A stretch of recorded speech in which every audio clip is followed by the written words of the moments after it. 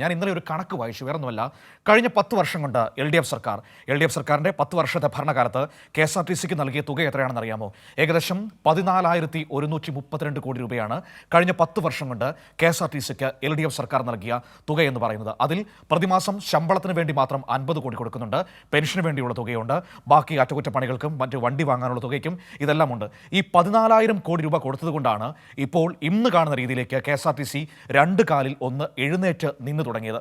നിങ്ങൾ ഓർത്തു നോക്കൂ, ഇനി കെ എസ് ആർ ടി സിയിൽ ഇവർ സൗജന്യം പ്രഖ്യാപിക്കുകയാണ് എന്ന് വയ്ക്കുക, എന്തായിരിക്കും സംഭവിക്കാൻ പോകുന്നത്? ഇപ്പോൾ കെ എസ് ആർ ടി സിയിൽ ഒരു ദിവസം യാത്ര ചെയ്യുന്നത് 23 ലക്ഷത്തോളം യാത്രക്കാരാണ് എന്നാണ് കെ എസ് ആർ ടി സിയുടെ ഒരു ഏകദേശ കണക്ക്. അതിൽ 45% സ്ത്രീകളാണ് എന്നൊരു കണക്കും പ്രാഥമികമായി കെ എസ് ആർ ടി സിക്കുണ്ട്. അതിന് പൂർണ്ണമായ കണക്കെടുപ്പ് വരുന്നതേ ഉള്ളൂ. എങ്കിൽ പോലും പ്രാഥമികമായ കണക്കെന്ന് പറയുന്നത് 45% സ്ത്രീകൾ കെ എസ് ആർ ടി സിയിൽ ഉപയോഗിക്കുന്നുണ്ട് എന്നാണ്. ഇനി സൗജന്യം പ്രഖ്യാപിച്ചാൽ സ്വാഭാവികമായും കൂടുതൽ ആളുകൾ അതിലേക്ക് വരും. ഇനി ഈ സൗജന്യം പ്രഖ്യാപിക്കുകയാണ് എന്ന് വയ്ക്കുക, ഏകദേശ കണക്ക് പ്രകാരം ഈ സൗജന്യം പ്രഖ്യാപിച്ചാൽ ആ നഷ്ടം നികത്താൻ വേണ്ടി മാത്രം 90 കോടി രൂപയിലധികം ഒരു മാസം സംസ്ഥാന സർക്കാർ കെ എസ് ആർ ടി സിക്ക് നൽകേണ്ടി വരും. ശമ്പളം കൊടുക്കാനുള്ള തുക അത് വേറെ നൽകണം, പെൻഷനുള്ള തുക അത് വേറെ നൽകണം. അപ്പോൾ നിങ്ങൾ ഒന്ന് ഓർത്ത് നോക്കൂ, എത്ര തുക ഒരു മാസം സംസ്ഥാന സർക്കാർ കെ എസ് ആർ ടി സിക്ക് നൽകേണ്ടി വരും. ഇനി ഒരു കണക്ക് കൂടി ഞാൻ പറയാം.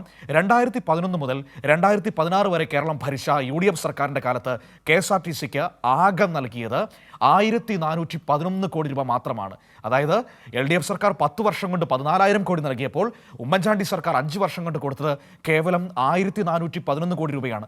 അത്രയും കുറഞ്ഞ സഹായം കൊടുത്തവരാണ് ഇപ്പോൾ കെ എസ് ആർ ടി സിയിൽ ഈ സൗജന്യം കൊടുക്കുകയും കെ എസ് ആർ ടി സിക്ക് ഉണ്ടാകുന്ന നഷ്ടം സർക്കാർ നികത്തുകയും ചെയ്യും എന്ന് നമ്മളോട് പറയുന്നത്.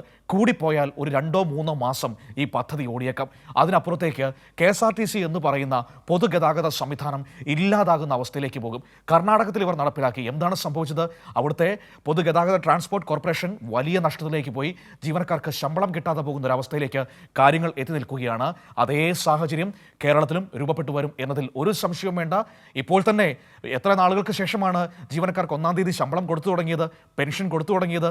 അങ്ങനെ ഒന്ന് എഴുന്നേറ്റ് നിന്ന് തുടങ്ങുന്നതേ ഉള്ളൂ K S R T C. അതിനിടയിലാണ് ഈ ഇരുട്ടടി കൊടുത്തിരിക്കുന്നത്. വോട്ട് കിട്ടാൻ വേണ്ടി പറഞ്ഞ പ്രഖ്യാപനമാണ്, പക്ഷേ നടപ്പിലാക്കിയാൽ ഉണ്ടാകാൻ പോകുന്ന പ്രത്യാഘാതം അത് വളരെ ഗുരുതരമായിരിക്കും. ഇനി പ്രൈവറ്റ് ബസ്സുകാരുടെ കാര്യം. പ്രൈവറ്റ് ബസ്സുകാർ കഴിഞ്ഞ ദിവസം അവരുടെ സംഘടനകൾ വാർത്താ സമ്മേളനം നടത്തി ഞങ്ങളുടെ വയറ്റത്തടിക്കും, ഞങ്ങളുടെ വ്യവസായം ഇല്ലാതെ പോകും എന്ന് പരസ്യമായി വിലപിക്കുന്നത് കണ്ടു. എന്തേ പ്രകടന പത്രിക പുറത്തിറക്കിയ സമയത്ത് ഈ പ്രഖ്യാപനം കോൺഗ്രസ്സുകാർ നടത്തിയപ്പോൾ ഈ ബസ് ഓണേഴ്സിൻ്റെ സംഘടനകൾ മിണ്ടാതിരുന്നത്? എന്തേ മിണ്ടാതിരുന്നത്? അതൊരു പ്രധാനപ്പെട്ട ചോദ്യമല്ലേ? അന്ന് നിങ്ങൾക്ക് മനസ്സിലാകില്ലായിരുന്നോ നിങ്ങളുടെ വയറ്റത്തടിക്കുന്ന പരിപാടിയാണ്, നിങ്ങളുടെ വ്യവസായം പൂട്ടിപ്പോകുമെന്ന്? അപ്പോൾ അന്ന് നിങ്ങൾക്ക് മിണ്ടാട്ടമില്ലായിരുന്നു.